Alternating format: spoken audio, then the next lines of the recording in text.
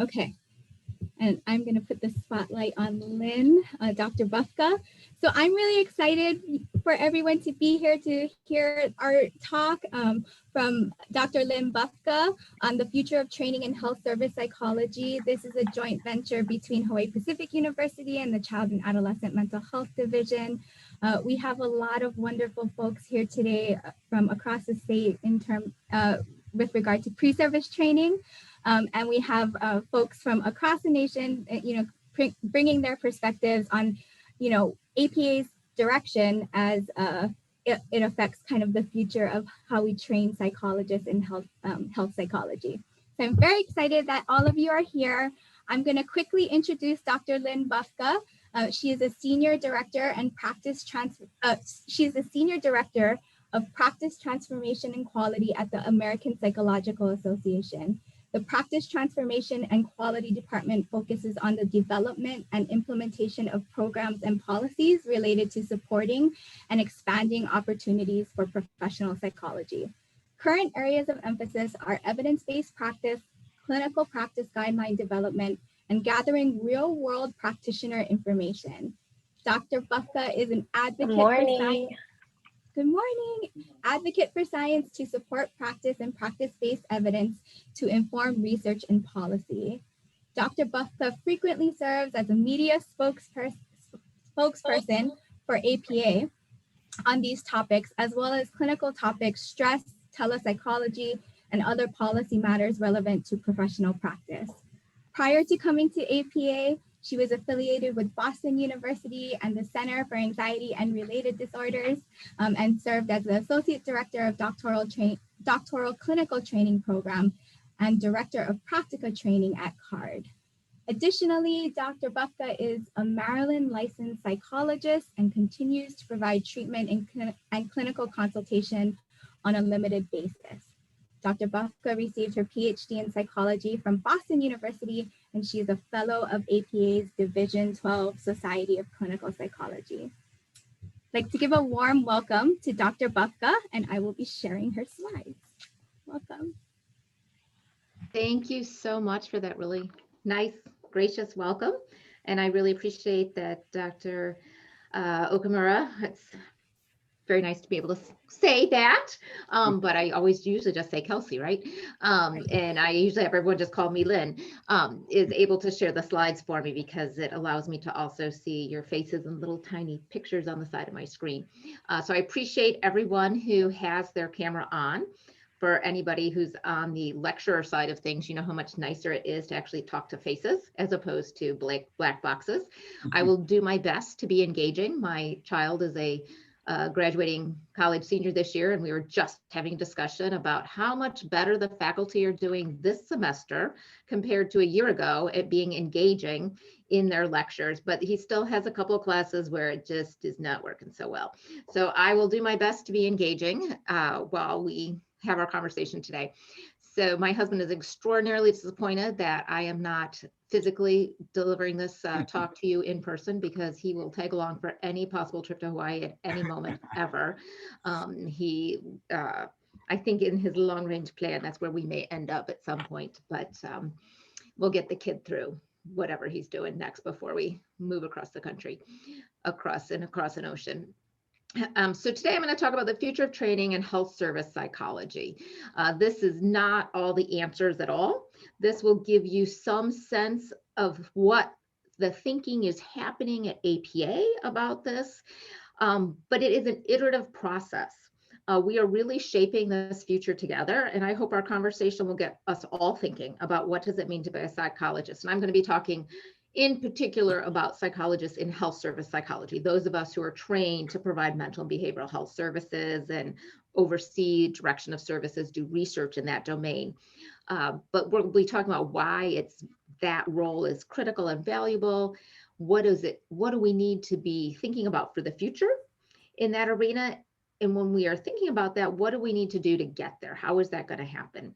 I want to give a good shout out to Sarah, who works with me, who always keeps me organized and help these slides look good, and taught me how to use Slido. We're going to try a Slido word cloud poll in a little bit. So if you have another window that you can have open, or a smartphone that you can access Slido on, you can go ahead and pull that app up.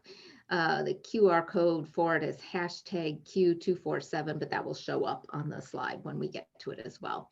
So I am delighted to be here and really appreciate the opportunity to speak with all of you.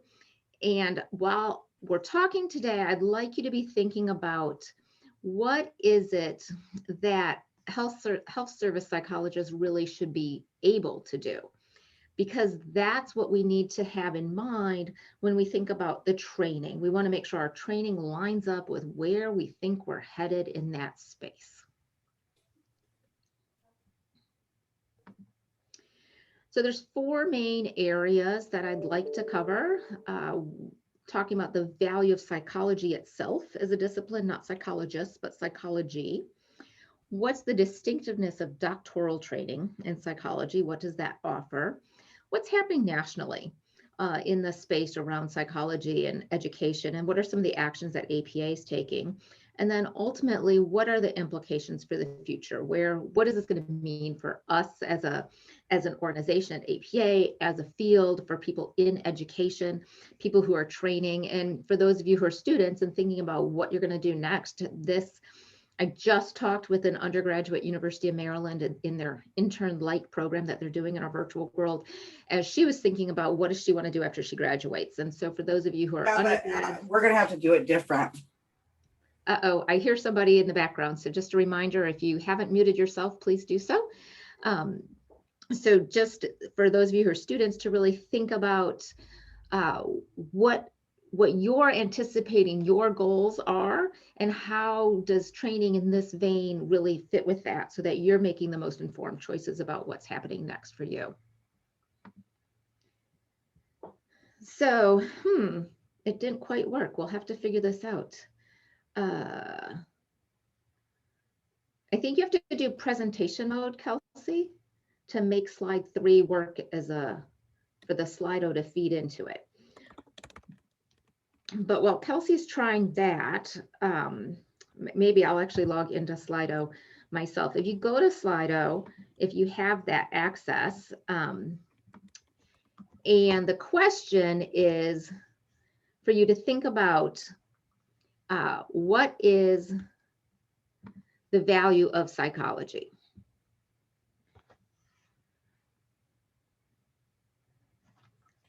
So what is the unique value of psychology in healthcare? So if you wind up on Slido and you enter the Q247, so it's Q247 into Slido.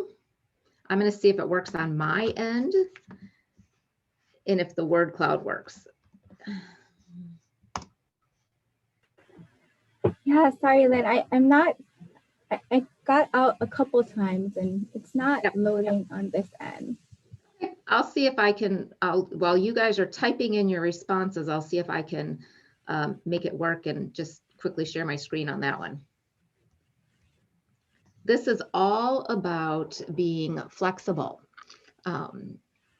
That is one of the things that I always try to encourage people to do, is to be flexible in these. So, absolutely. Do you have that code again? Q247. Q247. Thank you. Thanks. So I hope you're seeing my screen now. Yes. And the QR code there.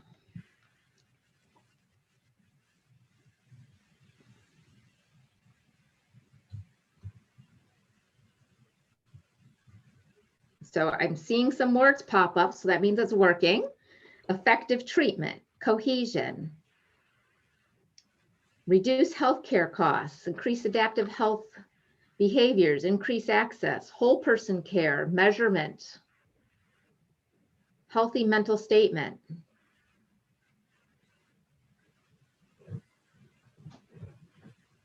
Different perspectives and angles regarding treatment, integration of healthcare.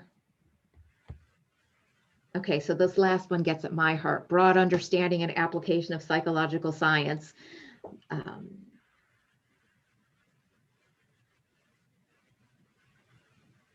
science-based care, 2 parts of the biopsychosocial model,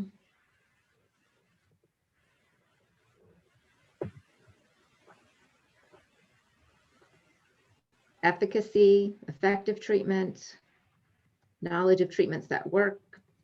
So I'm seeing a real, in different ways, different words that kind of get at the science, clinical science as part of what we do, which I 100% agree. I'll give you another 30 seconds in case anyone's typing away. I would be disappointed to close out the Slido screen and then somebody is putting in their brilliant response, so I don't want to lose that. When we were testing, we were having fun with random things like favorite desserts and things like that. So thankfully, we cleared out the results because you would have been wondering, why are s'mores in here? Body-mind connection. I see lots of great things in here, which I think will be really helpful for us to be thinking about. You're really thinking about psychology in many ways in service provision or in the development of treatments and services. When we think about effective treatment, science-based care, a little bit more around some teams around integration of healthcare for sure, gets a little bit more than direct service provision, but a lot of that's where we're thinking. So I'm going to stop the share, and if Kelsey, you're able to go back to showing slides, that would be terrific. Okay. So here's the kinds of things that we were talking about within APA about what some of the value of psychology bringing to healthcare. So you can see a lot of the comments you all were making about science and effective treatment that comes from our psychological science. 100% agree that that has got to be foundational to what health service psychology is all about. We are also really emphasizing an increased emphasis on equity, diversity, and inclusion. It may be that training in Hawaii is ahead of many other parts of the country around some of these issues. I don't know. I don't know the training culture.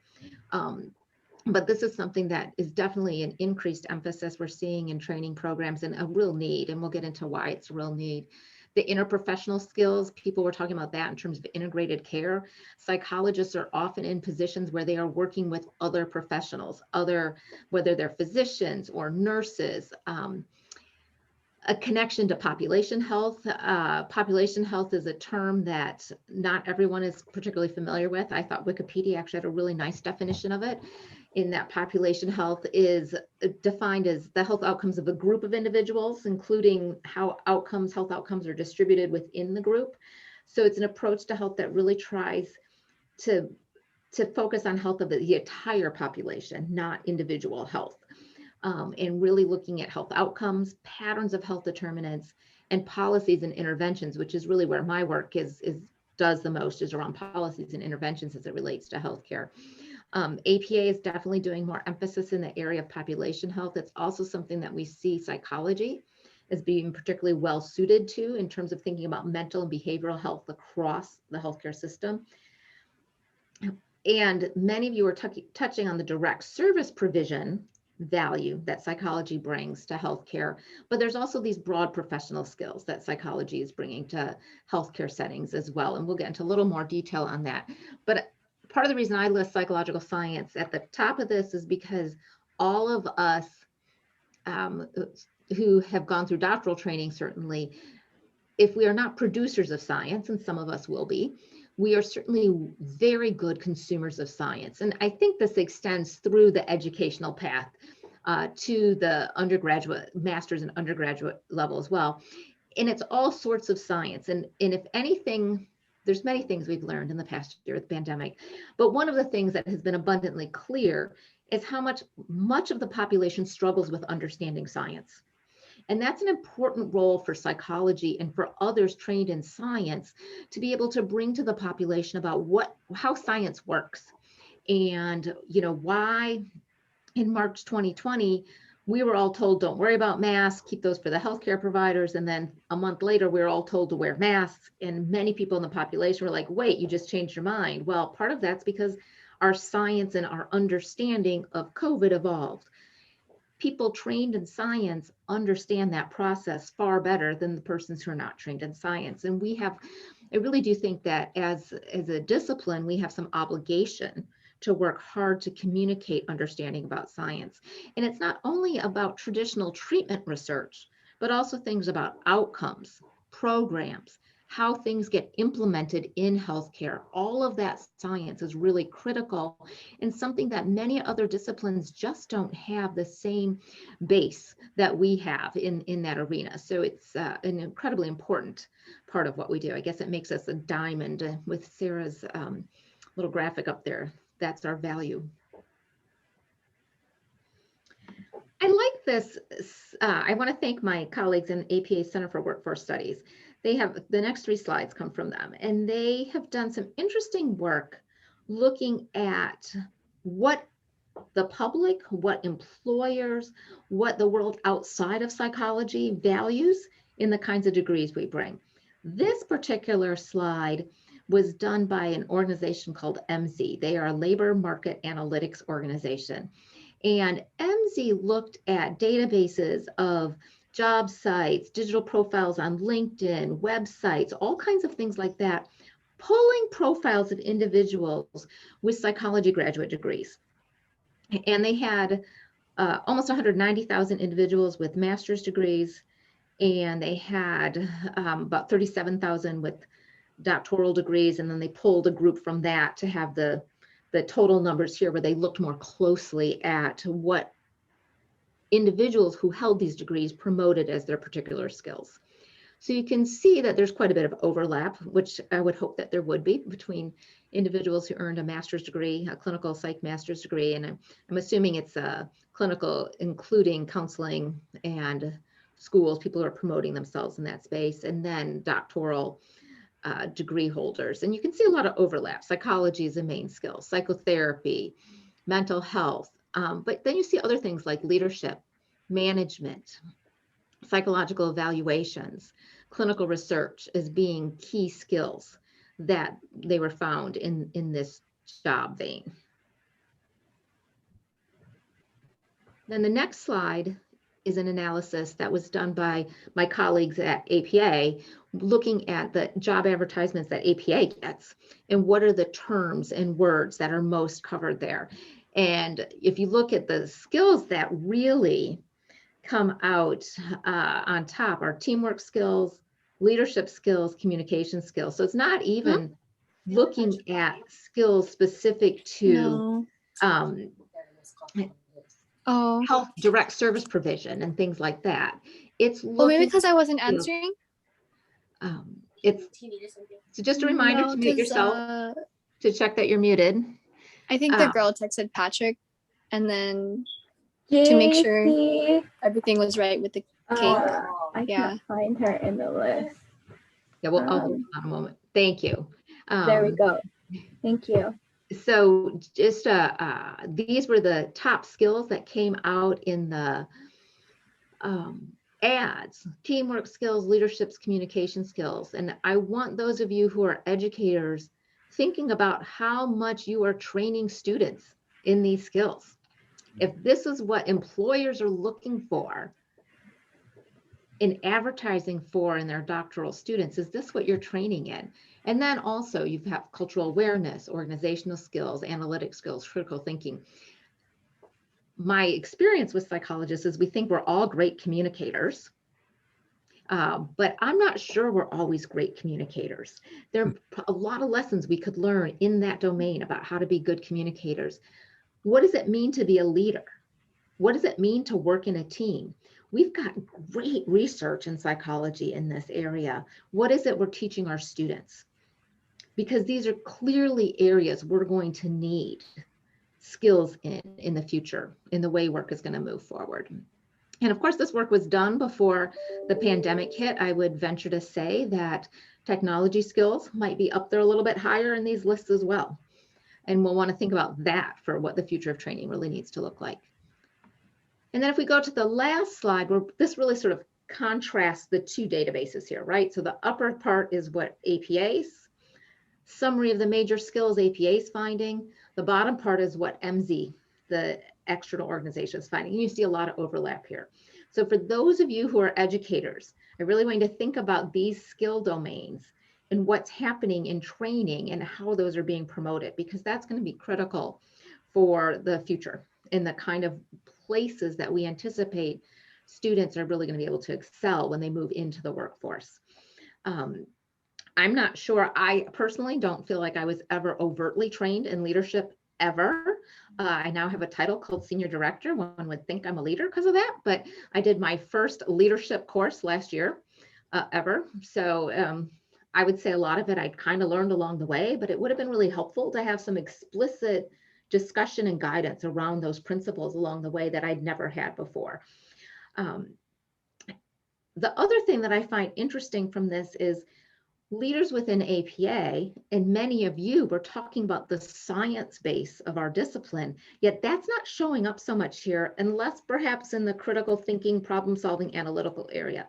So perhaps there's something that we need to do as a field to ensure that employers understand that component of our expertise and know that that is one of the things that really distinguishes us from others.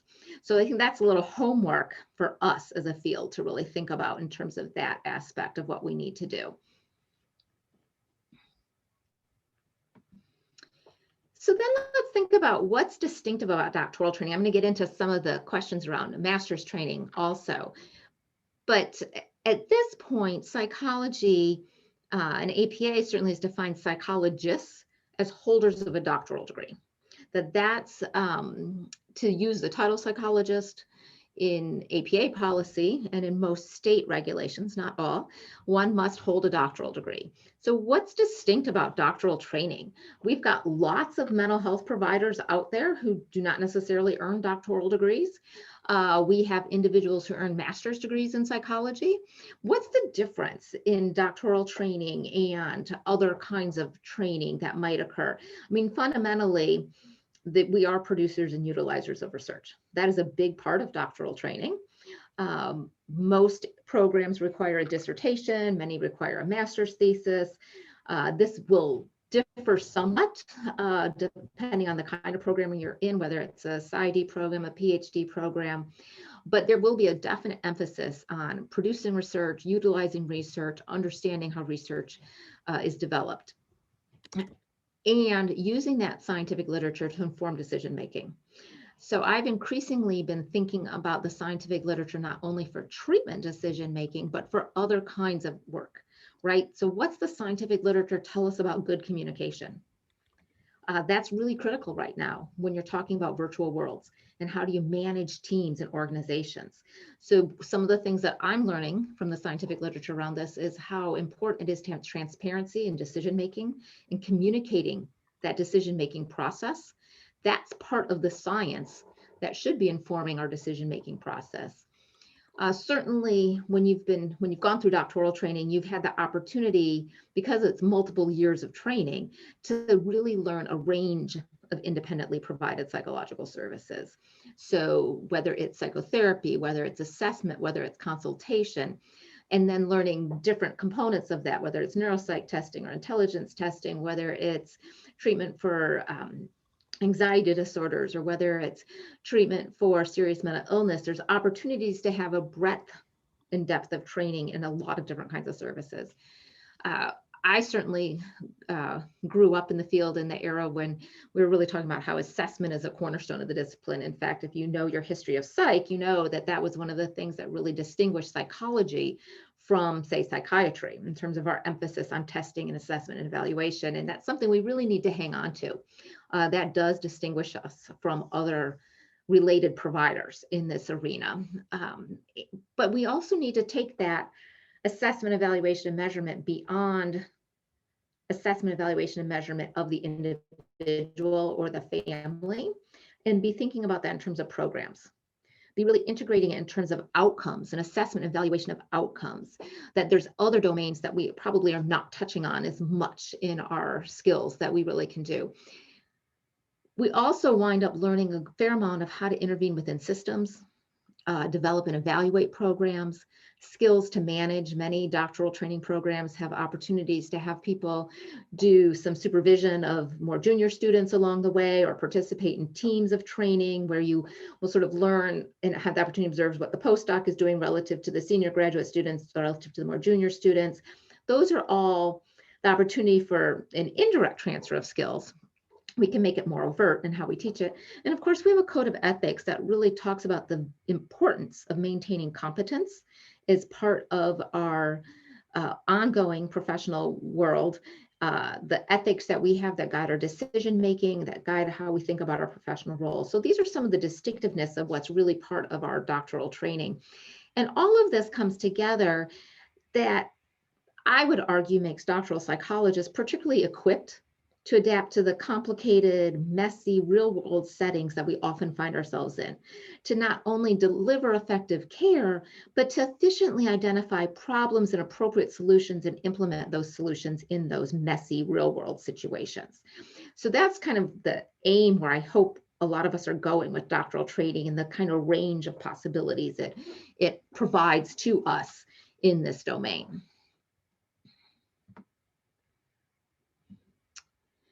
When we think about what's happening nationally, one thing that we've known for a long time, that there is a significant untreated, undertreated behavioral health concerns out there.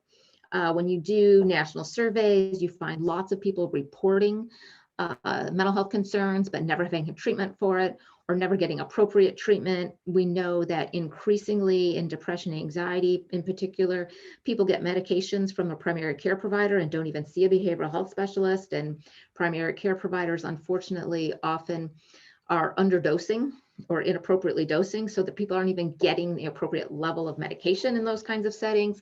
There's a lot of opportunities for behavioral health. And of course, as a psychologist trained in evidence-based practices, I have a particular bias in fairly solid belief that our interventions have tremendous benefit beyond what medications offer in terms of what it can afford for adaptability for all kinds of things.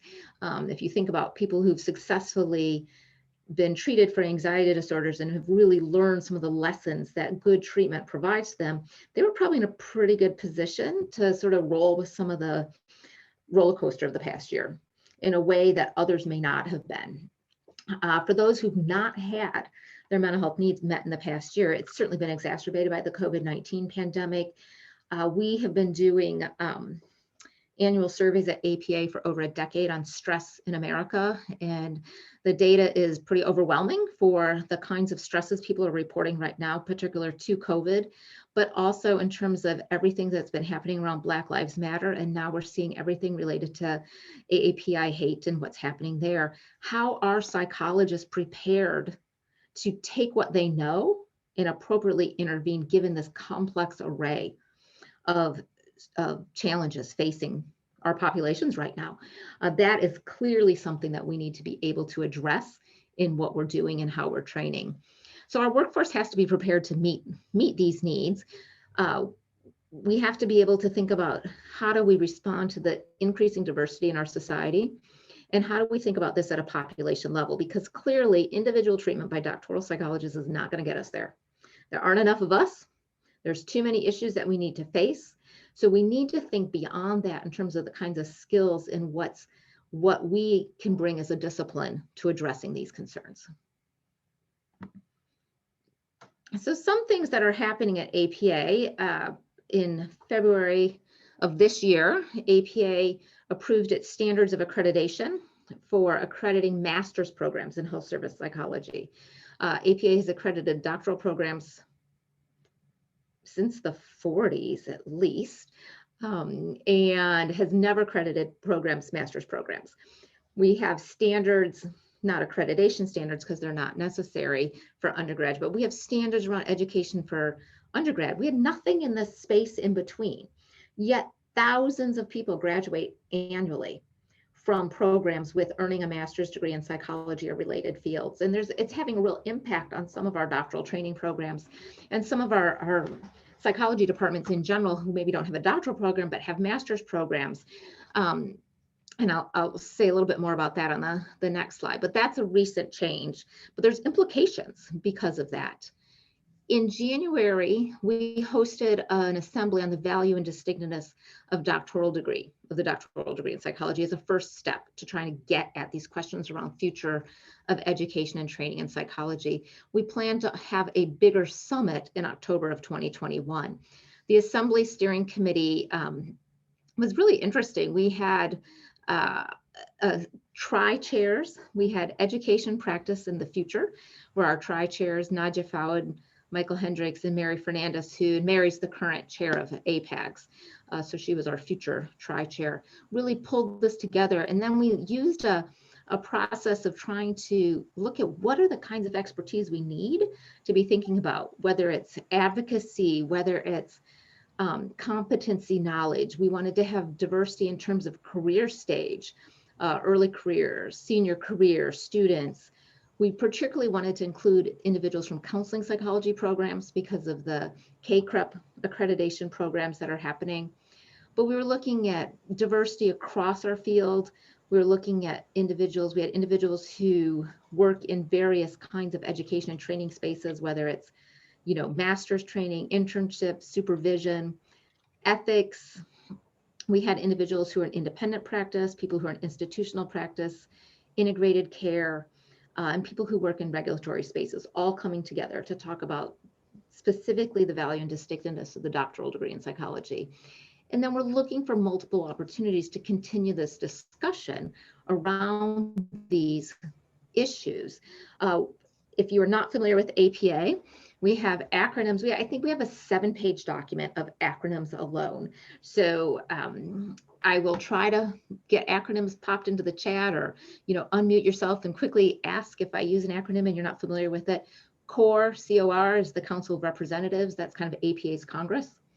PLC is the Practice Leadership Conference. I know that Leslie, I don't know if others on this webinar have been able to attend, but that individuals from all the states and hopefully provinces, some of the provinces in Canada, all come together on an annual basis for learning and education. We talk to the training councils, lots of places to try to integrate and hear what's happening outside of APA. APA is a monolith in some ways. It's a big organization, but folks on the ground are doing really novel, innovative things. We need to bring all that together to really envision the future. So let me just speak quickly about master's accreditation for those of you who aren't super familiar with that. Right now, 2 organizations, KCREP, the Council for Accreditation of Counseling and Related Educational Programs, and MPCAC, Masters in Psychology and Counseling Accreditation Council, accredit programs, educational programs that offer master's degrees. The first, KCREP, accredits programs that offer a counseling master's degree. The latter accredits programs that offers a master's degree in psychology.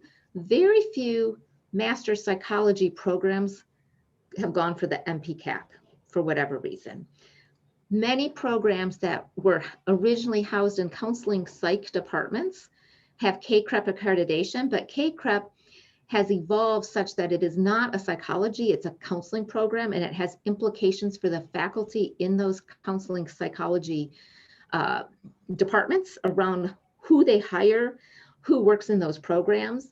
And without having an APA accreditation process, some of these counseling psychology departments have either felt that they've had to lose their master's programs altogether, or have had to really embrace the counseling perspective on it, losing the psychology perspective in those programs. So that was one of the reasons that APA was really moving towards considering accreditation on its own in terms of Masters in Health Service Psychology. That's the M-HSP, Masters in Health Service Psychology. So there was, the standards of accreditation were approved, but there are implementing regulations that go into that. And that's where the meat of the process gets fleshed out. For those of you who are really interested in what accreditation will look like, that will be the opportunity for you to provide input when those implementing regulations go out for public comment. I really encourage you to look for that. I see a question in the chat about, was there any mention of collaborating or joining with other mental health service providers who provide the majority of mental health care, like social work and MFTs? Those are accredited through different bodies. Social work is accredited through a social work body. MFTs are accredited through a different process. So it is an important point, and I believe we will get to that in the second part of this, where we will have more discussion around how different mental health professions interact and how they work together.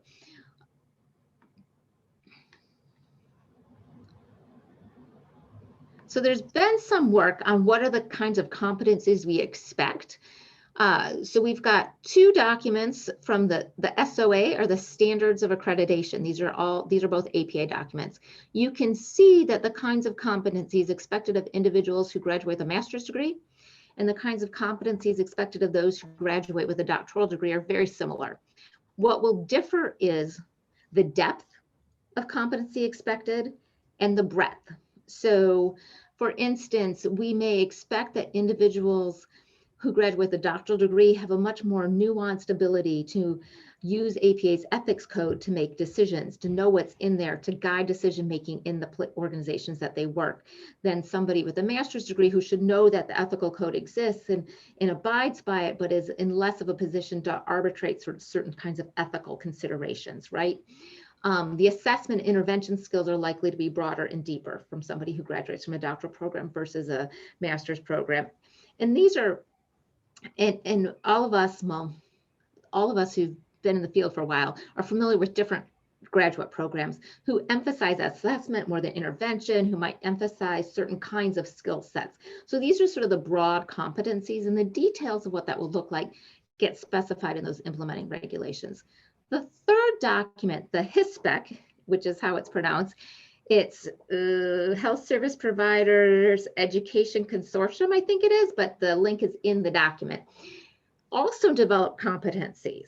This is a policy document of APA. You can see that it's connected, but a little bit different. The HISPEC document specifies these competencies in a little more detail. One thing that I want to say about competencies is this is what is expected when somebody earns their degree, not where they're expected to be, like somebody like me who's been out for 25 years. So I would expect that my competencies will have grown during that time. If not, I have potentially done something wrong. Oh, Sarah's joined us. So she's put in the actual name for HISPEC for me. So that's awesome. So how the master's training outlined in the SOA compares to other master's level clinical professions is a great question, but it's not one that I know the answer to on that. I suspect it's something we'll dig into a little bit more as time moves on, as APA continues its work in this area. So that's what's happening around accreditation and competencies. Yes. The next, did somebody have a question? Okay, so the next thing that I want to get to is the assembly that we offered. So at the assembly, we asked attendees to consider these three questions, and I would urge everybody here to consider these questions as well. How's the doctoral degree license distinctive? How does it add value? We really came up with this idea of thinking about psychology as a multi-tiered profession. Let's not think of it as just doctoral psychologists, but as we move into master's program, think of it as the multi-tiers, right? And what does this mean for us to be a multi-tiered profession? What are psychology's contributions to population health and society vis-a-vis other mental health professions? And how should psychology education and practice be different in the future to address these emerging demands? That was what we were really asking our attendees to be thinking about. And I ask you as well. And if you have brilliant insights that you don't get to share today, or they come to you when you're walking the dog, which is where mine always comes from, that I would encourage you to contact me, share your insights.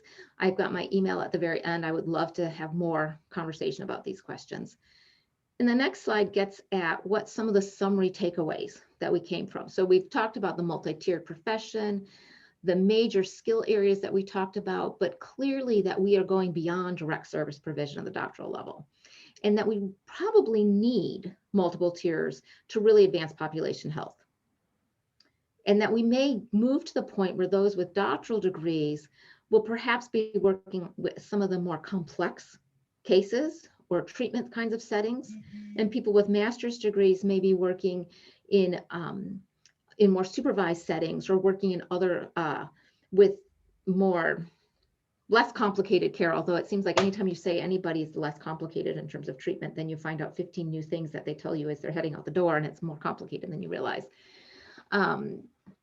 Again, going back to that notion of science undergirding our complex decisions, and then really working at how do we integrate EDI, equity, diversity, and inclusion, to ensure that we have effective healthcare for the whole population. And that's going to be really important. For people who finished their doctoral degrees ages ago, like I did, there's probably going to be more need for someone at my place to really be looking at how am I developing and maintaining competence in the EDI if I was not steeped in it as a student. So we really need to think about across the professional lifespan on some of these issues. So our future summit, we're in the early planning process. No chairs even, no planning committee yet. We are anticipating addressing multiple pillars. We've been talking about the doctoral psychology role so far, but we're going to be thinking about this multi-tier much more so. We're going to be thinking about competencies and what does that translate to for licensure? What is the role of independent practice in the future, vis-a-vis, say, other institutional practice, integrated care, program development and management? How does technology fit into all of this? And fundamentally, what is this going to mean by changes, how it's going to change our training efforts? So all of this discussion is being informed by conversations we've had thus far, and it's really an iterative process involving many individuals and entities, whether it's graduate training programs and the training councils that all of you kind of feed into, whether it's licensing boards, whether it's APA's complicated governance structure, the input from our state psychological associations, where so many of these questions play out in terms of meeting the needs and services of individuals and states.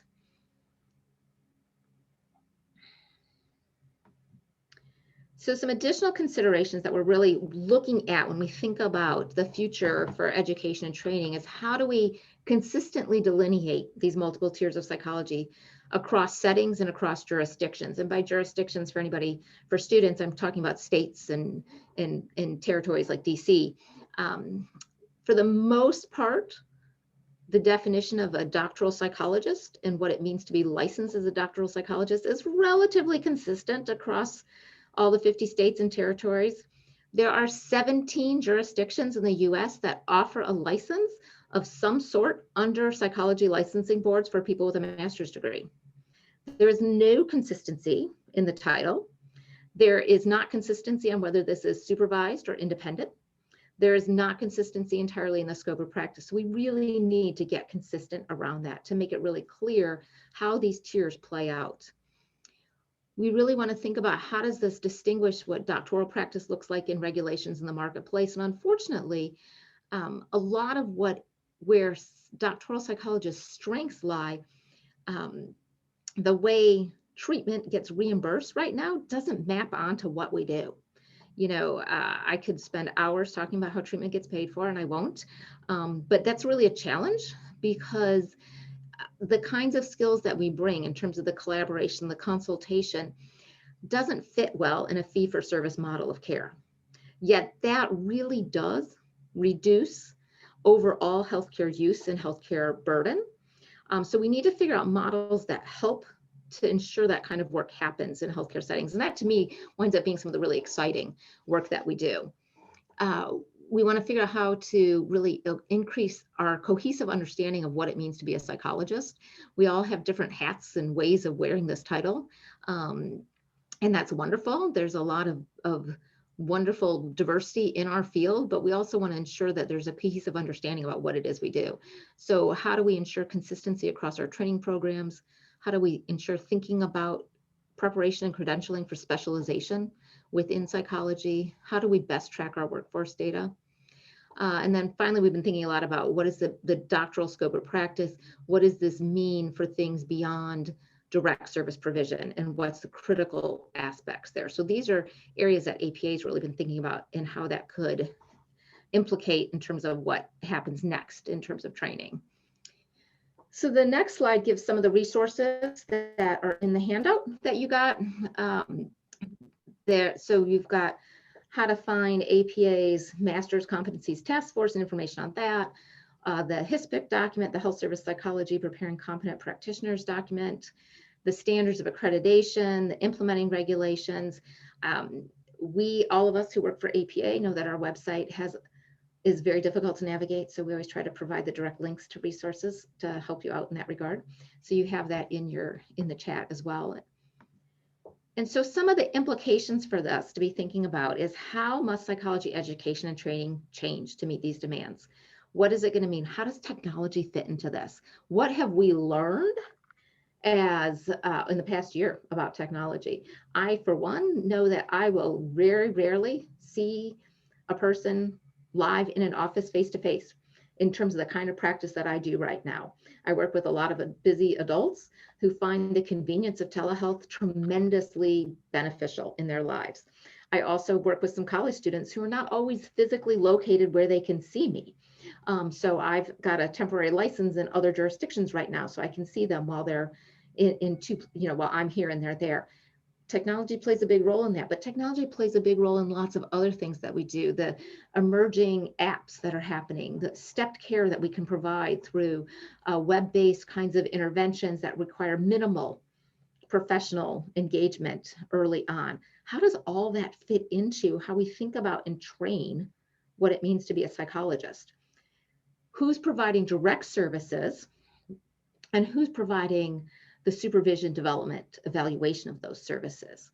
These are important questions we need to be thinking about. And then of course that licensure question always sits there and remains. So happy to have questions now. I don't know if we want to put the last slide up just so you have see my contact information, both email and Twitter, although I can't say I've tweeted at all this week.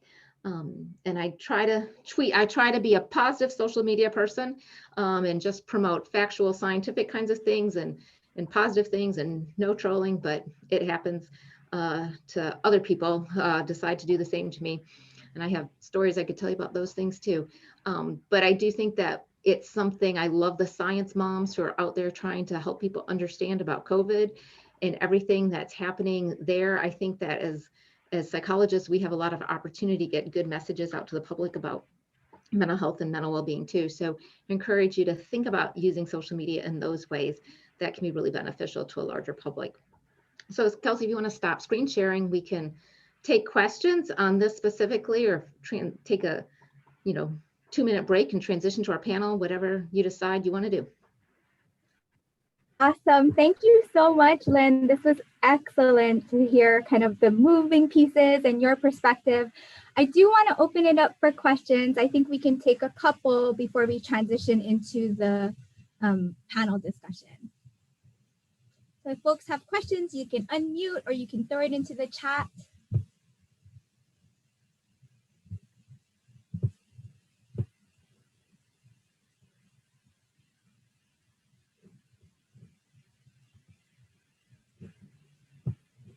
And I apologize, I know I talk fast.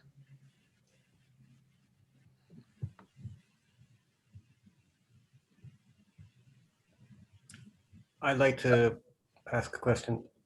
So I work as a clinical supervisor for behavioral health specialists in our schools here. And we have a different program in Hawaii. We actually hire master's level psychotherapists to do psychotherapy because we have a scarcity of services in the so one of the issues that's come up with COVID, and I just see this in general, is it's one thing to provide services to somebody going through something. It's another thing to provide services when you yourself are going through, and we've seen that with the pandemic. So my question is there's been talk and consideration about not just self-care, but how do we work to help our trainees, to help our therapists to deal with the fact that right now even the people in private practice, they're overwhelmed with people asking for service, but they themselves are going through the trauma as everybody else is. And so I always come back to these issues of self-care. I always come back to these issues of collective trauma. And I'm wondering if this is part of that discussion and part of this training, is there's a discussion about real emphasis on how to help us, the providers who are going through what we're going through, what everybody else is going through, as we try to help everybody else. I think that's a really excellent point. And not to say everything APA all the time, but I was actually on the exercise bike this morning, since it's 4 o'clock in the afternoon practically for me, reading the current APA monitor that had some articles specifically on that topic of self-care and how do we take care of ourselves during a pandemic. And Regine and others may talk about this, what's happened to their clinical practices during the pandemic. I know the practice I'm affiliated with, the wait list is longer than ever. There's increased demand, and what do you do, right? Like, we enter this field because we want to help others. We want to do good for others. And fundamentally, we know we can't if we aren't in a place to do that. But do we adequately talk about that when we're training? How do we help people figure that out? We probably have some lessons that New York psychologists could inform us of from 9/11, because they were absolutely going through everything that their patients were going through at that time.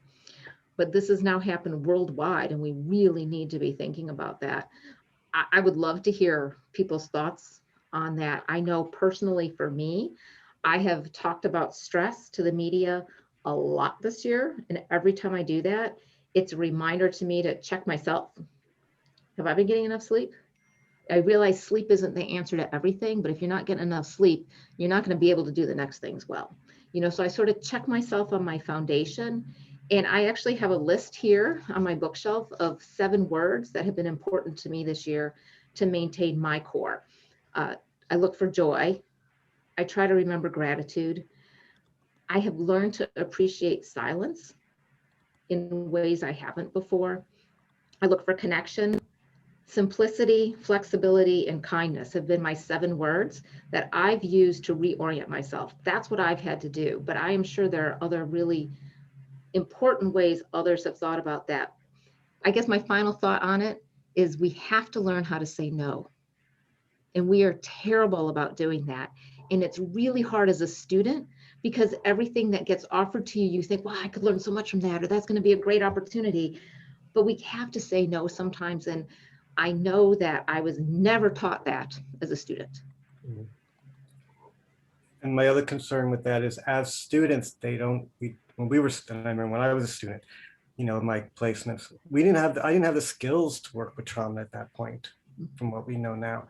And so people are now in situations where things are coming that the student doesn't necessarily have the skills, and that opens up even more to having problems having to deal with it.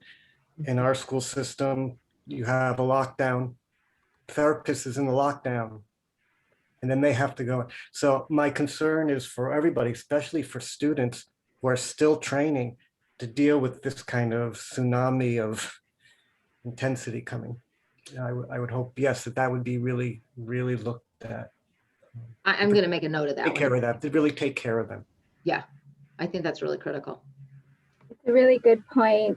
We have a question from Dr. Tony Papa in the chat. How does clinical training outlined in the master's standards of accreditation compare to other master's level clinical professions? And that, I don't know. I think it's a really good question, right? What is it? I think we're going to be getting into that in much more detail when we start looking at licensure and what might be the comparable paths around licensure in that regard. But I think that's a really good question, Tony. I would assume that there are people at APA who know the answer to that question, but I am not that person. So I can try to sleuth that out if that would be helpful, and see if anybody has that. And if I get information on that, I will share it with Kelsey, who can share it on, or you can just message me directly and I'll see what I can find. Awesome. So I want to make sure that we have time for our panel discussion. So I'm going to quickly segue us, and I'm going to use technology, hopefully to my advantage too right now, where I am going to spotlight our panelists. So probably your best bet is, if you see that view button on the top right corner, if you go to the speaker view, that will give you a better view of everyone in our panel. So I'm about to highlight everyone. So hold on and bear with me. Oh,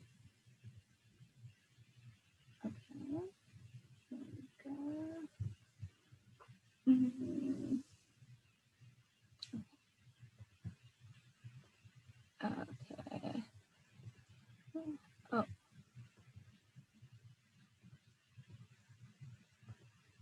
here we go. And I'm just waiting for Lynn. Okay. Awesome. Okay. So we have our 4 panelists and Lynn is here with us too. So I have the honor and privilege now of introducing our panelists for this discussion today. And these, strong women that we have here today come from very diverse experiences in terms of their own training and current practice. So I'm excited to introduce Tiffany Darrow.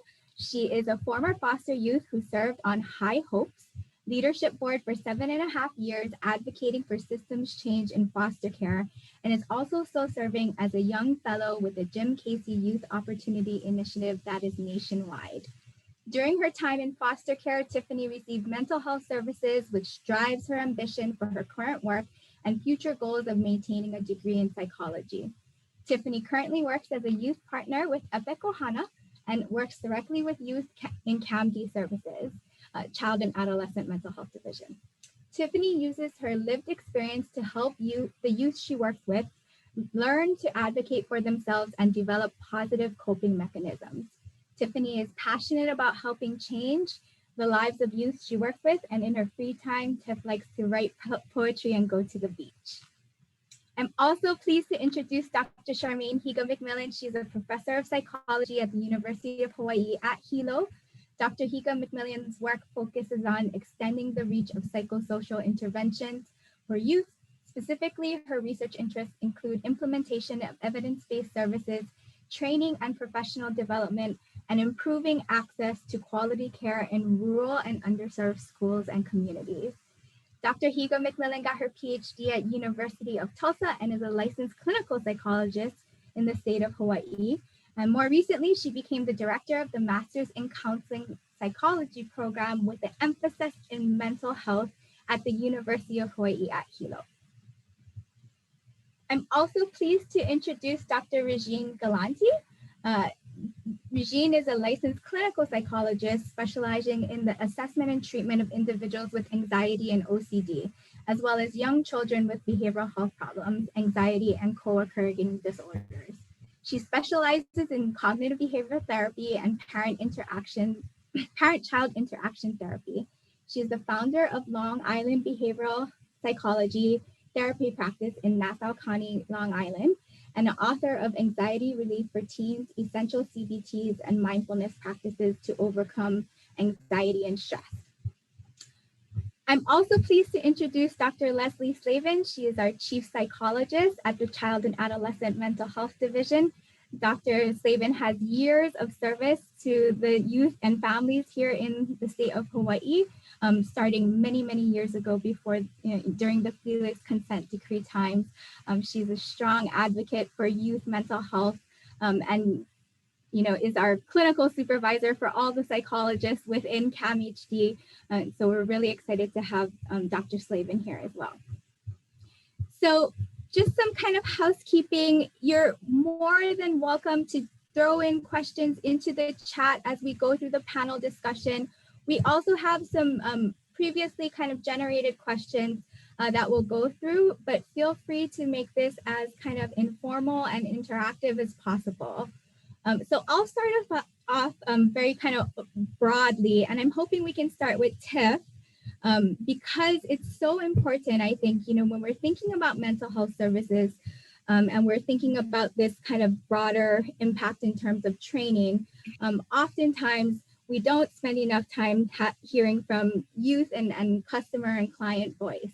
And so I'd love for Tiffany to start us off and give her initial impressions and just tell us a little bit about your story. Definitely. So I actually started receiving mental health services when I was 13 after being placed in foster care. Because when you're placed in foster care, a lot of times it's mandated to go to therapy. So that's how I was introduced to mental health services. I was diagnosed with PTSD, anxiety, and depression. So, of course, I had to, see my therapist weekly and all of that. And I went through a couple different therapists before I actually found one that I could trust enough to listen to my story and to feel like she really cared, right? And I felt like I went through those that I didn't stay with fairly quickly because it didn't feel really authentic. So finding a therapist that I felt safe enough to tell my story to was really important to me. Awesome, thanks. So I want to open it up to the rest of our panelists to kind of give their initial perspectives, and I'm gonna kind of popcorn us around just to get kind of your own take. So Dr. Slavin, I want to start off with you. Okay. Well, I guess my thought, what I might say first is just, I think what's happening in our division reflects a lot what Lynn is saying about the kind of the evolution of how we think about doctoral level training and the work of doctoral level psychologists. So in CAMHD, we have about 12 clinical psychologists on our staff, and they do, this much direct clinical work with youth and a lot of leadership, consultation, oversight of cases, trying to help, utilize data to make good decisions about allocating services and assigning youth to different levels of care. So, they do sometimes work with kids, but just in terms of our picture of a psychologist as someone who sits in an office all day and does therapy with people, that's really not what they're doing. So I think that's a good indication of why we need kind of a broader idea about psychology training. My other main point would just be also that our system of care provides jobs for a lot of people to work with children. Very few of them are doctoral level psychologists, though. The ones that are in our system, they may be supervising a whole lot of master's level people. And I just think this is the future of mental health. It's too expensive to have every kid seen by a doctoral level person. And we can spread that expertise around by providing supervision and training for a lot of master's level folks. So, I think all of them need to be better paid than they are, but that's another conversation. Such a good point, Leslie. And in contrast, I want to turn it over to Dr. Higa McMillan, that trains master's level folks to deliver mental health care. So your initial impressions and kind of takes on this. Yeah, it was a great talk by Lynn. I really enjoyed it. I have so many thoughts. I don't know where to start, but one of the things that struck me, one was that when she put up the standards of accreditation, and the lists were nearly identical, so that was really kind of striking. Right. And recently, I reviewed the standards of accreditation that APA recently approved. Because our program at UH Hilo is approved by the Masters in Psychology MPCAC that Lynn mentioned, and of course we're looking at APA as a possible accreditation in the future. I think our program is designed to meet many of the standards already. However, one of them is the supervision criteria that we noticed is something that we don't currently train our students in. Thinking that kind of similar to what Leslie mentioned is typically done at the doctoral level. However, I have noticed a number of our graduates have gone on at the master's level to become supervisors. In fact, some of our alumni now supervise our students when they're in their practicum training. So it does make sense that they would get some of that initial training in supervision. So it's a good question for the field to be thinking about. And then I also liked, Lynn's discussion about these kind of meta skills that, the idea of teamwork kind of rising to the forefront of what we need to be really focusing on. And I don't see that really discussed as far as when we talk about competence and the skills that we're focusing on with regard to training our students. That just isn't reflected in the current standards. So that's something that I've been just kind of reflecting on Lynn's talk and thinking about for our program and where we want to go forward with. But lots of other things to reflect on and think about going forward. It's such a helpful perspective when you think about kind of where you see psychologists kind of landing in their kind of, post training profession, and what kind of these very vast kind of healthcare settings where psychologists can thrive. And then, there's also, on psychologists who continue to do kind of independent private practice. And, I'd love to hear from you now, Regine, on, kind of how these changing kinds of training requirements or standards kind of affect your practice or your perspective and how you kind of deliver service. So I think it's a really great question and interesting conversation. I can speak, Kelsey, too. When you asked me to be on this panel, I was like, what do I have to add? I'm in private practice. But honestly, hearing you all talk, I think that one thing a lot of people are hitting on is this gap between the people who need the services and the people who give it, and the financial considerations. And honestly, I'm part of that problem. As someone in private practice, like, I can't treat everybody, even if I wanted to. The pandemic has highlighted all the issues in private practice, because I would say right now, like 15 phone calls a day, and I have it's 2 full staff members and 2 part-time staff members in my practice, and we're all full. So Wow. There's nowhere for people to go. And there's other just side interests that has always been a part of my professional life, has just been an interest in dissemination, because knowing that we can't reach everybody, how can we reach people more effectively? And thinking about it again as a private practitioner was one of the reasons why I wrote a book for teens about anxiety, and the reasons why I'm on Twitter, and actually I'm on TikTok, but don't follow me. But because when you see a lot of teens, how are you going to reach them for these kind of quick, effective therapies? We know what works, and we know that not all therapy is actually created equal. So, because I think of what I do is not rocket science. How do I spread that to people so that they can get kind of elements of good treatment, even if they're not getting good treatment, and it requires kind of a different perspective from, I'm the only one who can do this, and the idea of like other people being able to reach these competencies without, 6-7 years of training and then a dissertation at the end. It's okay to be someone who is not on that level and still communicates well. Like, Lynn, I loved how you were talking about the communication piece, because I view that as such an important part of how we need to figure out some of the solutions to the problems facing the field.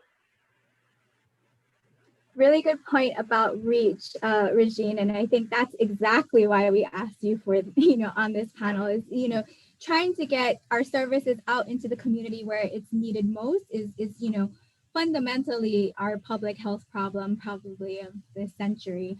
And so I want to switch gears a little bit to talk about one way that, psychology has been moving in terms of trying to get, help to more folks. And so Lynn touched on it a little bit with regard to telehealth and, kind of technology and how that's integrating into kind of training and practice. So I'm going to popcorn us around. I'm going to start with Tiff again, because I know she's had a lot of good experiences using technology to work with her kind of youth. But Tiff, your perspectives on how technology kind of integrates into psychology practice and training. Yeah, so I mean, there's a lot of platforms that we can use now, right? Like we are on one of them, right? But just learning how to actually engage those that you're providing services to is what's a little bit difficult when being virtual, right? Because you can't really read the body language, right? You can't say that they can't turn their camera off because they might. But just like Regine was saying earlier, like on TikTok, so many kids are on TikTok, right? I mean, I have one, I don't post on there either, but like you're always seeing all these different things.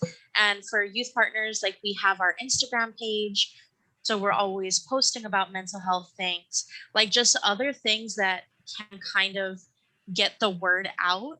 And like as for in the psychology realm, just when I think things like Zoom and finding like a virtual game or something that you can do with with the youth when you're meeting with them to kind of keep them interactive would really, really help.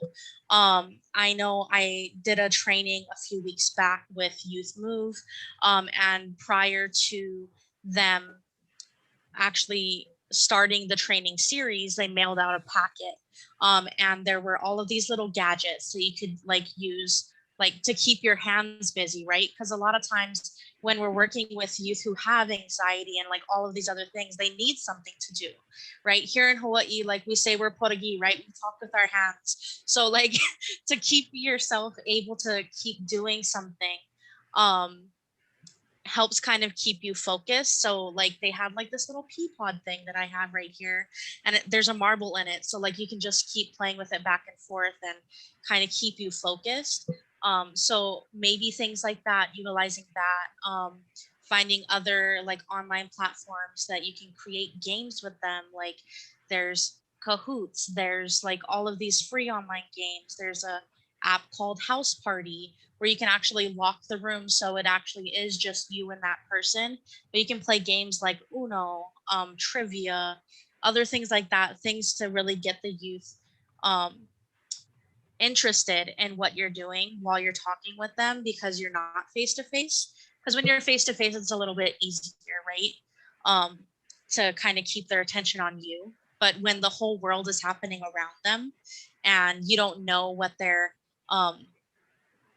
environment is like, it's kind of difficult sometimes.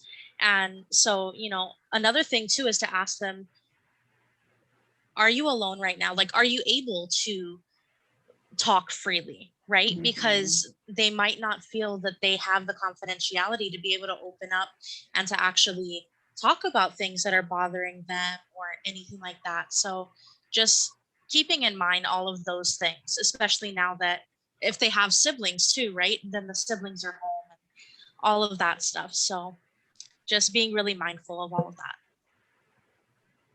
I'm so glad you brought up confidentiality, because I think that's something we often think about when we're considering, technology or telehealth to deliver services. I wonder if I can pivot to you, Dr. Slavin, and hear how, CAMD has started to use technology a little bit differently, and, how that's been working within kind of a government agency. It's a big topic, Kelsey. I mean, I think what's happened pre-pandemic, I have to say I'm very proud that CAMD has made a lot of even financial investment in technology to make sure that you know, we can use Zoom, that our providers can use Zoom, and that our people have, you know, cameras on their laptops and all of that. So that we were well set up because of that recent investment during the pandemic to switch over to mostly telework and telehealth. So we started out with, you know, some guidelines for our contracted providers that kind of were focusing on making a good clinical assessment about whether and when telehealth made sense to use with kids. And that the default would always be face-to-face. But, you know, once the pandemic hit in full force and the stay-home orders, we just kind of shifted that so that the default is telehealth. And maybe in situations where there's a huge compelling clinical reason, we would do face-to-face. So, you know, navigating that with people has been really interesting. And I think we've learned a lot over time. I think we're scrambling a little bit to figure out what those lessons really are. But, you know, the therapists that work in our system, I think, are really figuring out, like, when do kids benefit from telehealth and when is it a hindrance? These issues such as Tiffany was talking about, how do you get them a space where they really can talk to you and not be interrupted?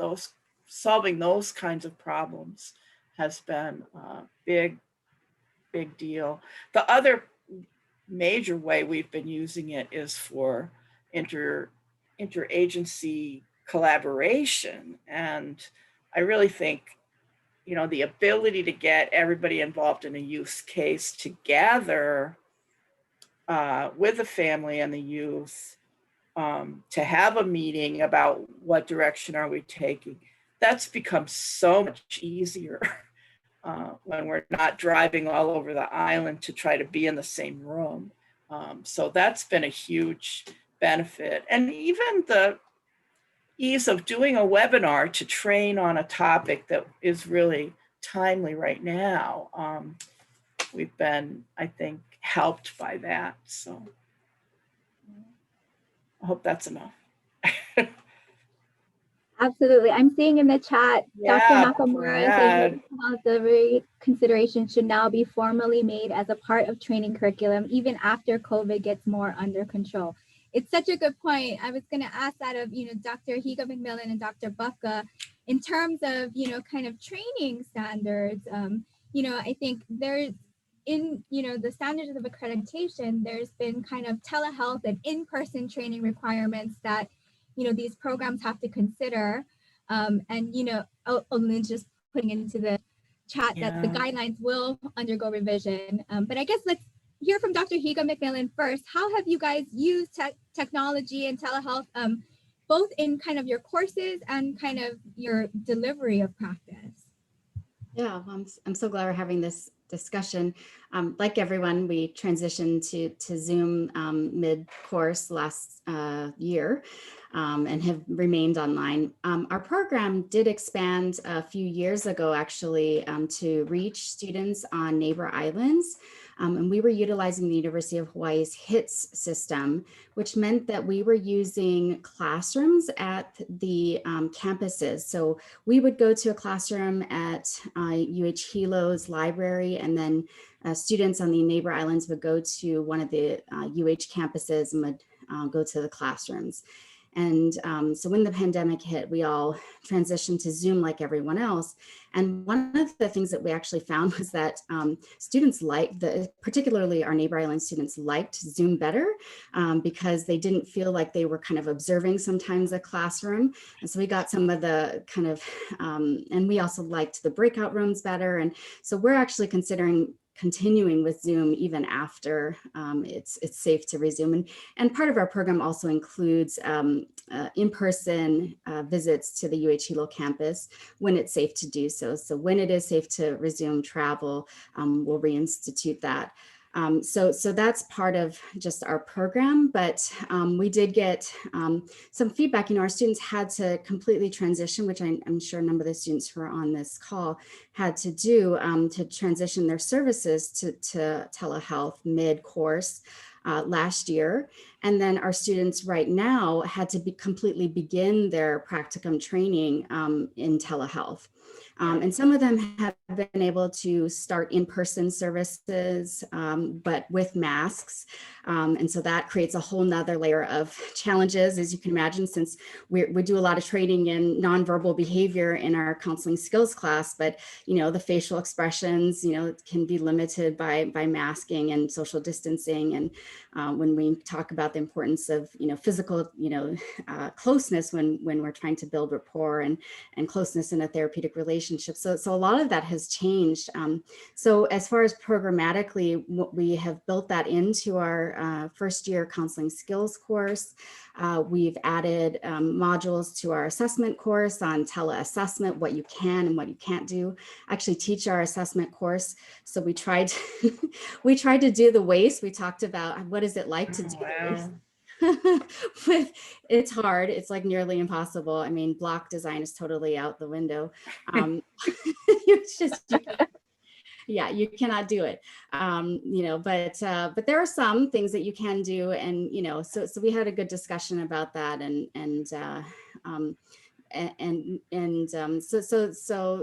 it's really had a good discussion, and I think it's here to stay. That's one of the things that we're noticing is that even when it's safe to resume, a number of our students have been vaccinated. At least on our island, they've opened up vaccinations for people over 16. But even with that, there are a number of clients who still prefer telehealth. So I think it's here to stay. And so we recognize that it needs to be part of our curriculum going forward.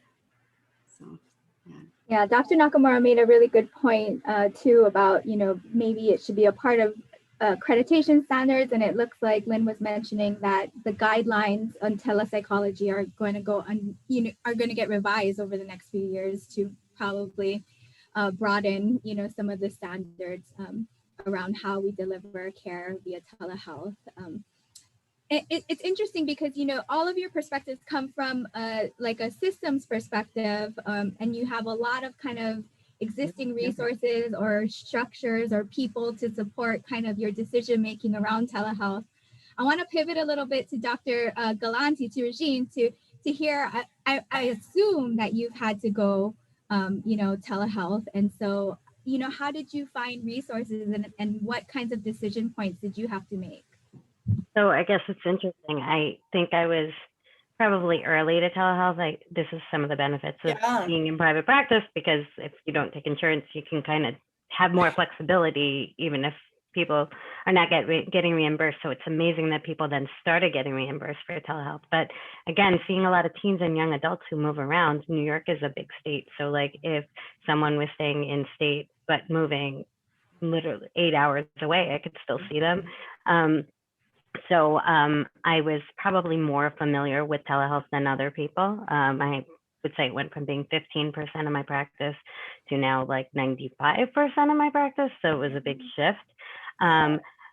But navigating things that I probably should have been thinking about when I started doing telehealth, but never did, was interesting. Like my forms. Okay, I should probably have a form to have a backup to figure out exactly where they are in case I lose connection, and then writing those forms and like kind of with no guidance and hoping that they are good enough.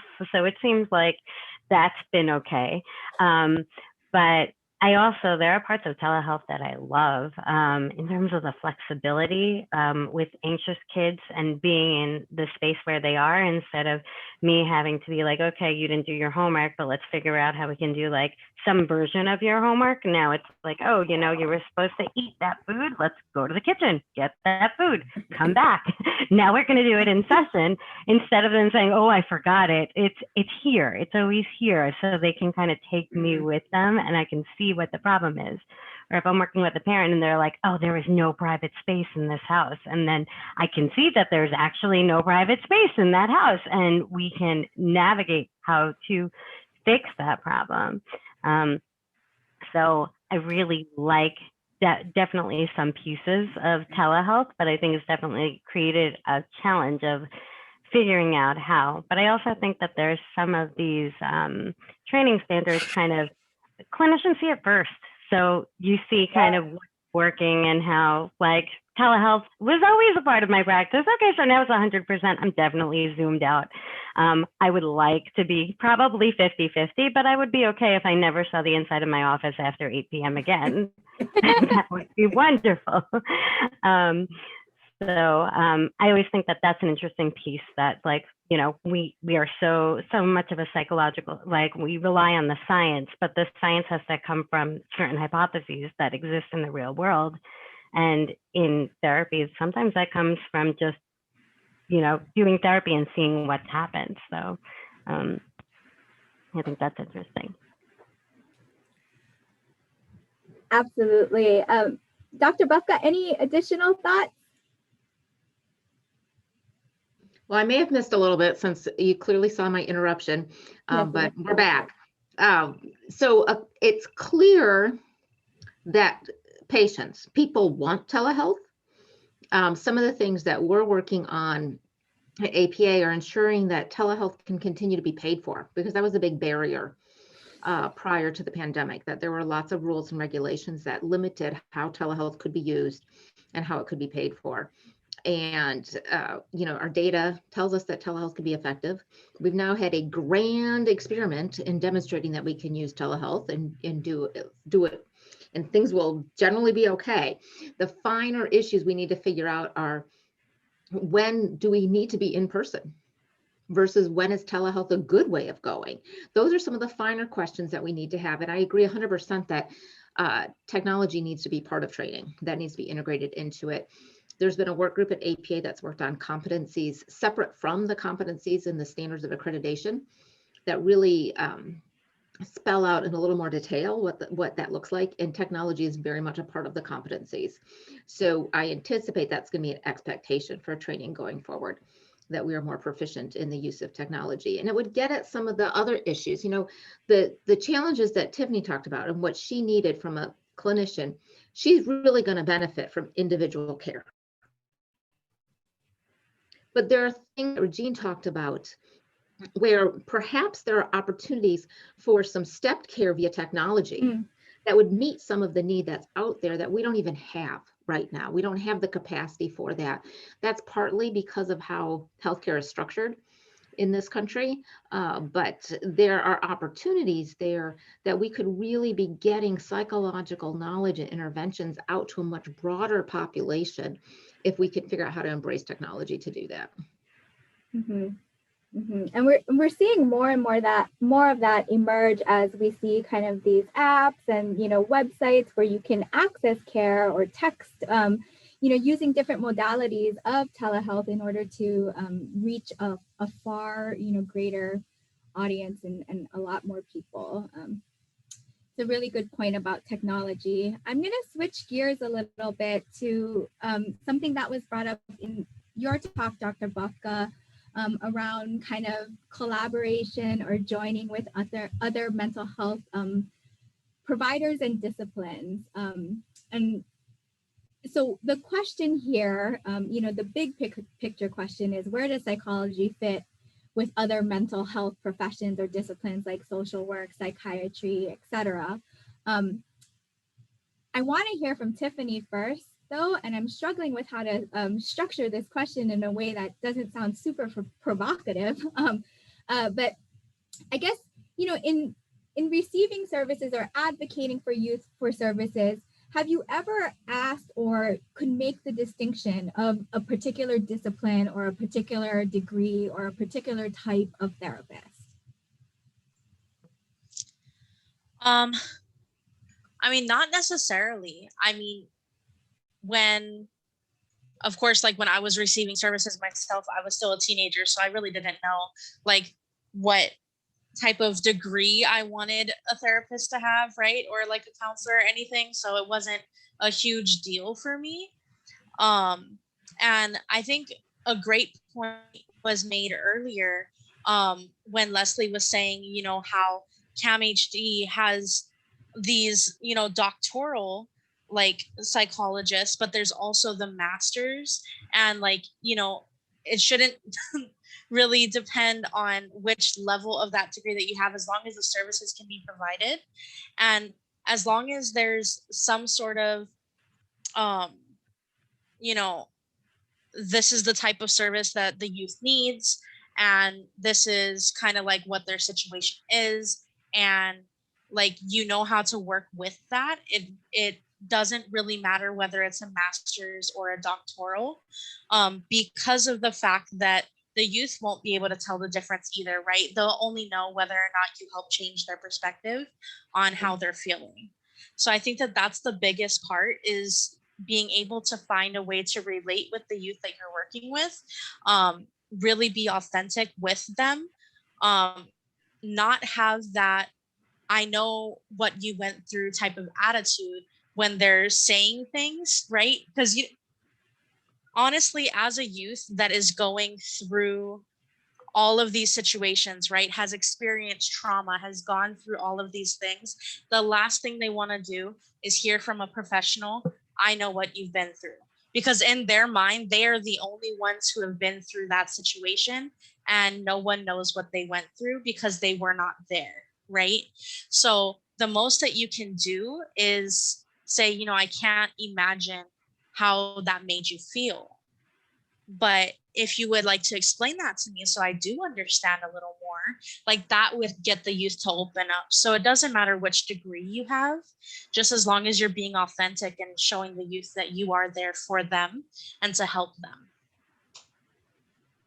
I love that perspective, and you know, it just really does highlight, you know, the impact you can have in the way that you communicate with a youth or a child, that can really help to harness and elevate their voice in order to, you know, express empathy and warmth, like you're mentioning. Such a really good point. In terms of, you know, thinking about other mental health disciplines, I know this is something that it makes me wonder then, like, you know, is it kind of a guildification? Is it something that, you know, that is kind of thought of at kind of this more kind of academic or kind of, you know, a different level? And, you know, does it actually kind of matter moving forward, you know, because we're delivering services by so many different types of professions. But it is a really important one to clarify, especially as, you know, we get into these interdisciplinary teams. And I think, you know, this is where I'll pivot to Dr. Slavin, Leslie, a little bit more, because when you're working in an interdisciplinary environment, it's hard to clearly figure out kind of what your role is relative to the other kind of mental health disciplines in the room with you. So some thoughts on that, Leslie? Well, I just want to say it's all about money. I mean, so hearing what you said, Tiffany, doesn't matter to you what degree the person has. That's worrisome to a psychologist who spent, you know, 5, 6, 7 years getting a PhD. How can we kind of get compensated for all the work that we did? And I, you know, I think that's a problem, because you're absolutely right. I think there's research evidence that, you know, just the degree you have doesn't really predict the outcomes that you're going to get. So I think there's a huge guildification happening. And Lynn talked about the shifts in the accreditation for master's level counseling programs, and it's really meant pushing psychologists out of the business of training counselors quite a lot. So I don't know. It's really frustrating to me, because I believe that there's a common, you know, knowledge base and skill base that you need if you're gonna do mental health work, and yet we've kind of got that coming apart based on these different guilds. I think psychologists' claim to fame kind of is that we're the basic science for mental health. Just like maybe organic chemistry is the basic science for, you know, psychotropic medication. We have that basic information that all of the mental health disciplines need. But I just don't buy that there's a whole different set of competencies to be a counselor than to be a psychologist. And, you know, they're overlapping, if anything.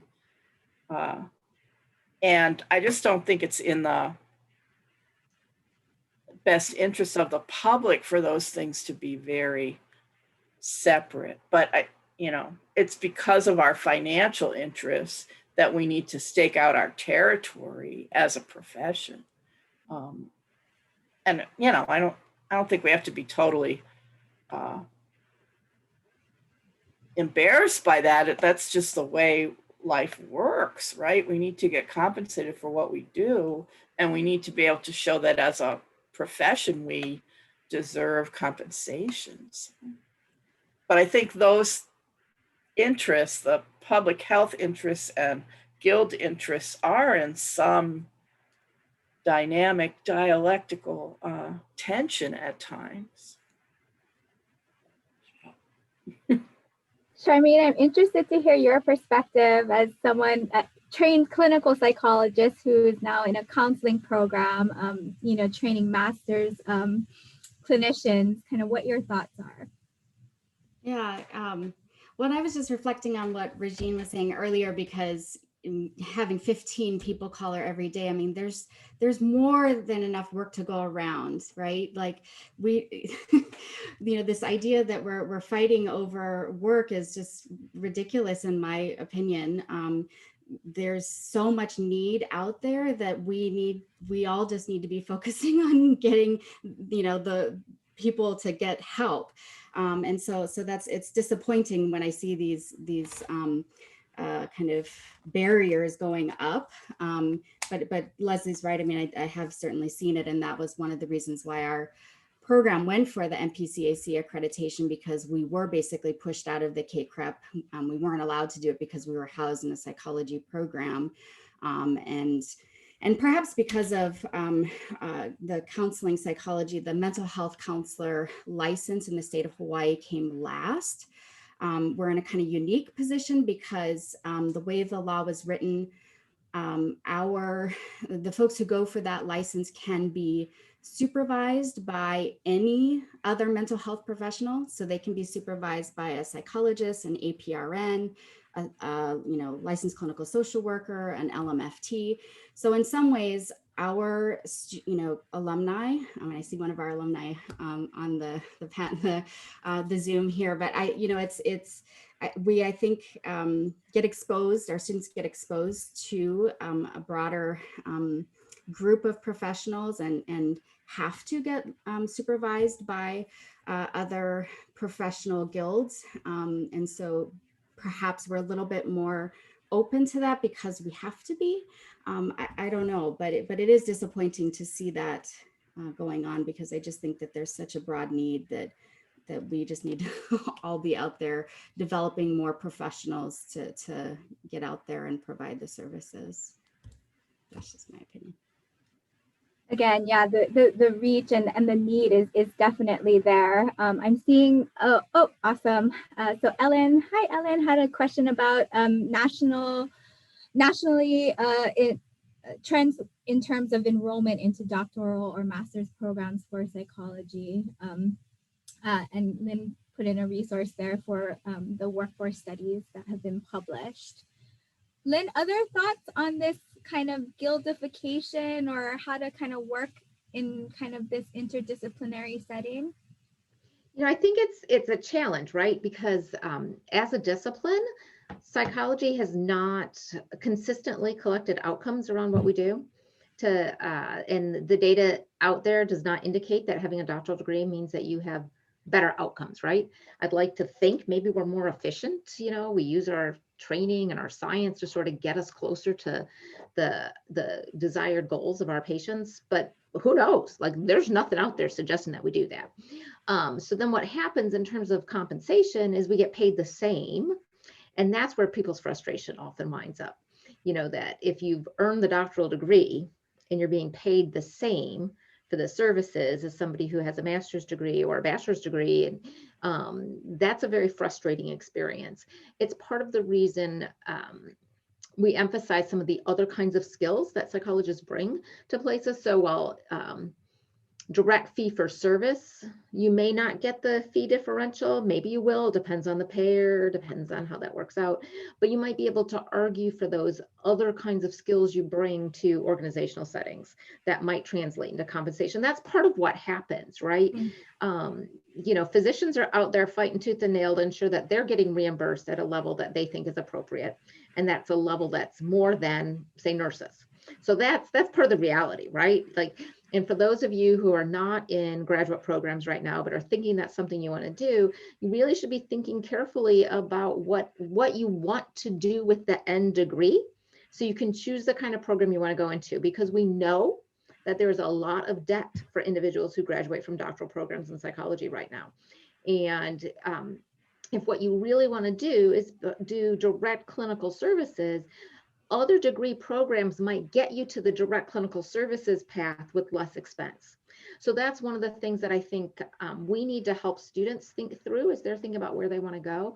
But at the same time, think about, is there something that we can demonstrate that we bring as doctoral providers to the table around that would help run the, so that's where the guild part comes in, you know, because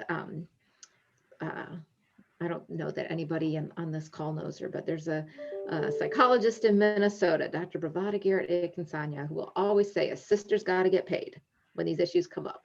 And that is very much a question that we're looking at, is, you know, we don't, in the amount of student debt is pretty staggering. It's over $100,000 for people who are coming out of doctoral programs. That's not okay. So we got to figure out how to do something in our own house around those issues, but we also need to help people figure out how to do that and get that care to where we need to go. Such a good point about the financial structures. And Amanda's posting in the chat, you know, you can be compensated in your doctoral level by being competent in that level. Of course, it feels unfair having years of extra education versus someone with a master's, but ultimately it is about the needs of the clients. Very true. And I have witnessed master's level therapists who have been way more competent and skilled as professionals than those with PhDs. Just asking, what about those doctoral levels specializing in specific areas of competency and also being able to conduct research, while master's levels can be more generalist, such as a general practitioner doctor or a specialist in a certain field? That might help identify the higher level of skills of doctoral level clinicians. It's a really good point. It's a really good point in terms of, you know, kind of what kinds of training and what kinds of clinical practice and settings folks want to get into relative to kind of, you know, what the program can provide you in terms of training too. So I think Lynn's good point about, you know, just really trying to have a good sense of where you want to end up in the long run will really help determine kind of what path you take. I wanted to get, Regine, your kind of thoughts about this kind of interdisciplinary guildification, and if you encounter that at all in your independent practice. I actually do. I think for me, it's really about like who can provide the care and do it effectively. It's like the person in the chat said in terms of competence. Competence is competence. One of my employees is a social worker, and I hired her because she was the best one for the job. And I actually took another social worker for next year instead of a postdoc. They just were the people that I wanted. So, you know, that was that. And in terms of financial interest, again, like in private practice, there are obvious financial interests, but I think that I should be reimbursed for being a specialist and doing better work. And that speaks for itself. And I know that's not I know that's not necessarily represented in terms of insurance reimbursement, but I know in private practice that definitely plays out, that people who just get better results get more phone calls, and, people refer to me more because I take care of the patients. And so there's that incentive. And honestly, I don't think half my patients know that I have a PhD, unless they're a little kid and then they call me Dr. G. So then they know I have, like, I don't like being Mrs. Galanti. That grates on me, but I'm okay with the doctor. But I'm Regine. So what do they even know? They know I'm helping them with their anxiety. They know I'm helping them with their OCD. And honestly, that's what matters. But I think it's like, if you're effective and you're a direct service provider, then who cares what degree you have? I have noticed that in training, there's a difference between the master's level clinicians I hire in terms of their understanding of measurement-based care, and certain pieces of assessment seems like they're missing from their competencies, that even if they do the same therapy skills, they don't necessarily have as broad a base in terms of the science behind it.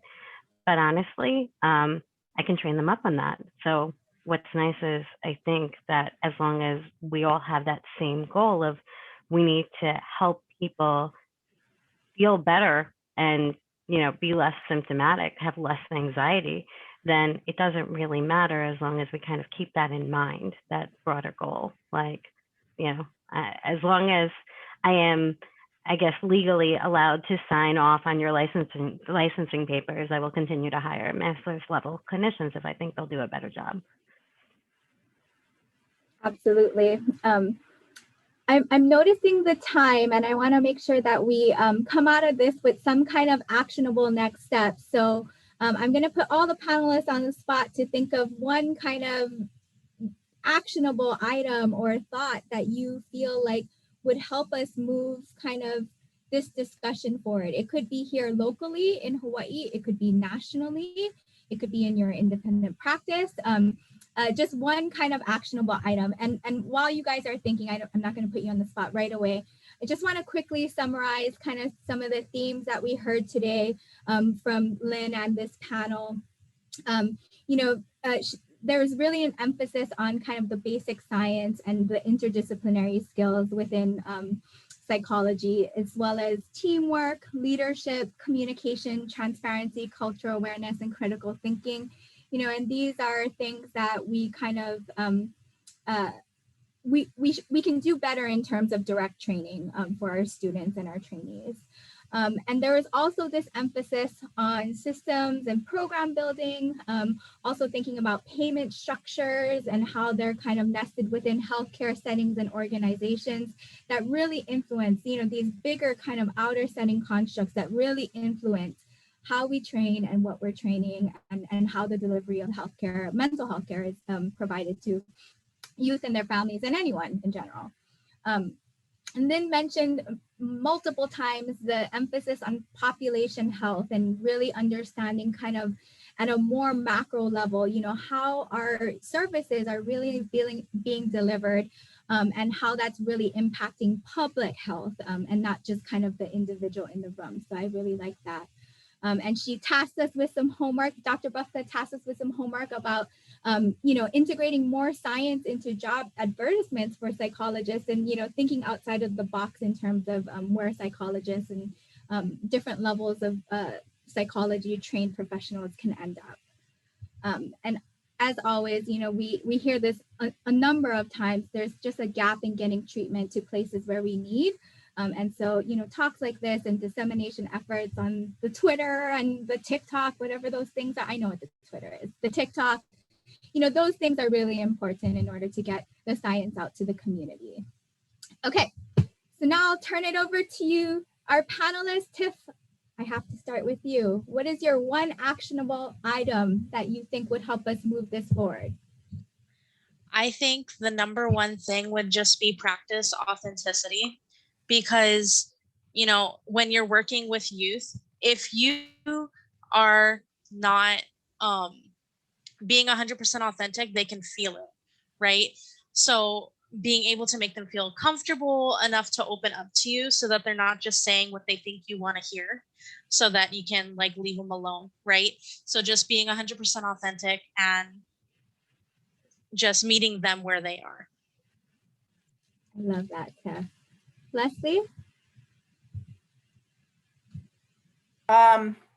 So mine is, I really think in Hawaii, we need some kind of group of training people at all levels in mental health that gets together and talks on some kind of regular basis, so that the MFTs and the social workers and the psychologists and maybe even the psychiatrists are collaborating on developing our workforce, because we have a real crisis in the workforce shortages in mental health, and we need to work together better. So I want to have the Mental Health Training Council of Hawaii happen.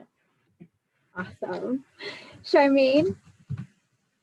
I piggyback on what Leslie said because I love that idea.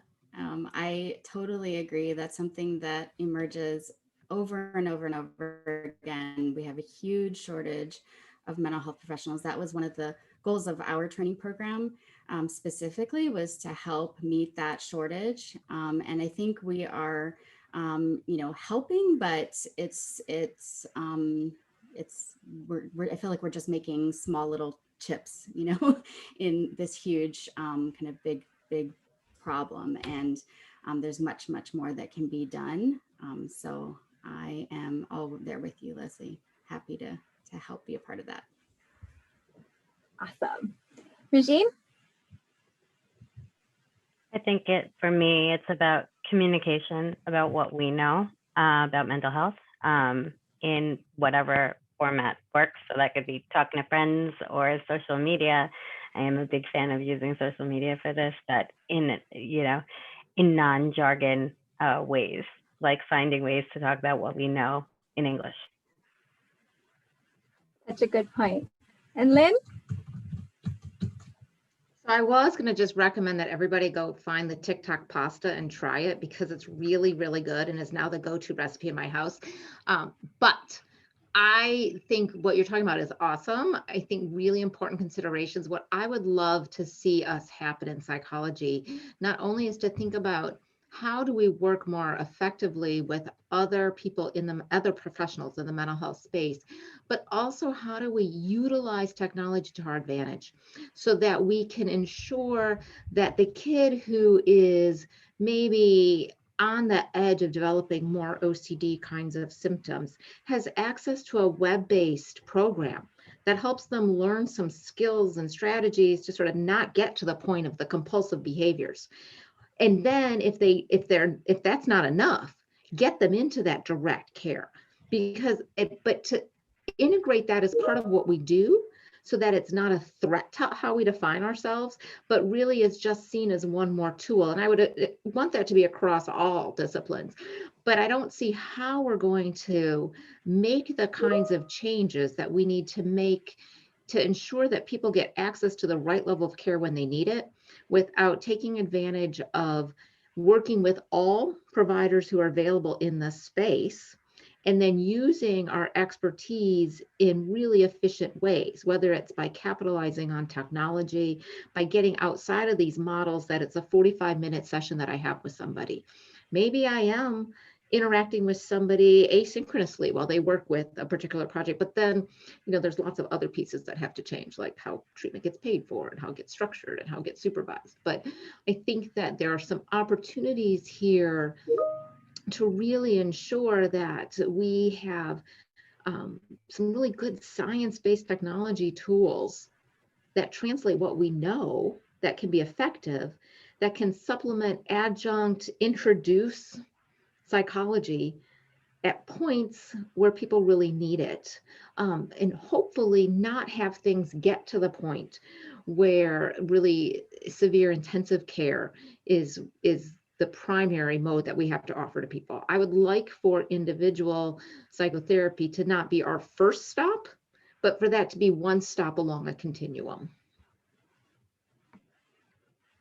Excellent point, everyone. So I'm going to, well, before I remove all the spotlights, I want to just say huge mahalo and thank you to our panelists today and Dr. Lynn Bufka for giving us a incredible amount of information and lots of things to think about. I'm seeing some chatter in the chat as well about starting a council in Hawaii. That's really exciting. I encourage folks to please use the chat to articulate kind of your commitment too, or things that you're thinking about. That's your one actionable item as a next step from this discussion. And we have a couple more minutes. So if anyone wants to speak up or has a question, please feel free.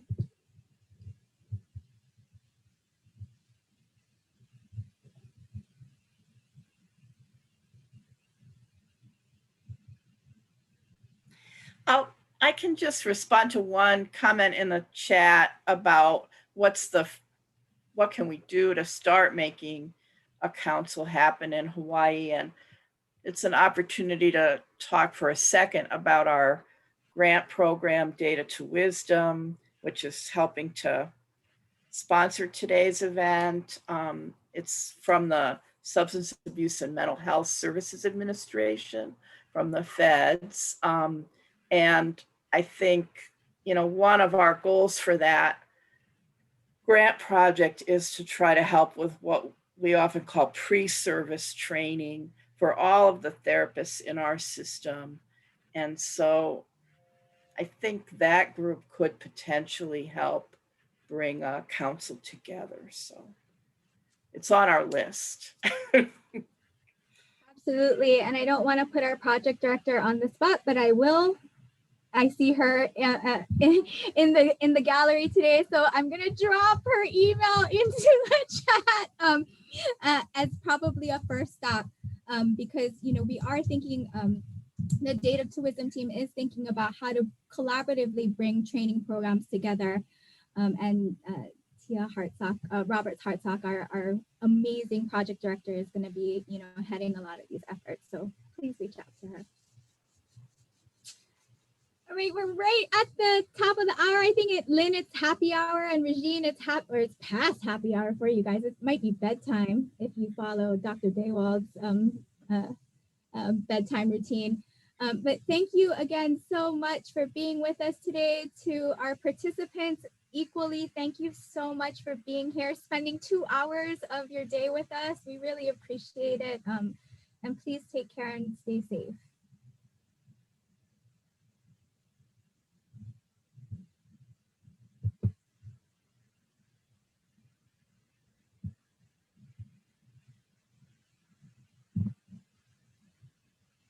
And I will stop the recording. Thanks, Vince.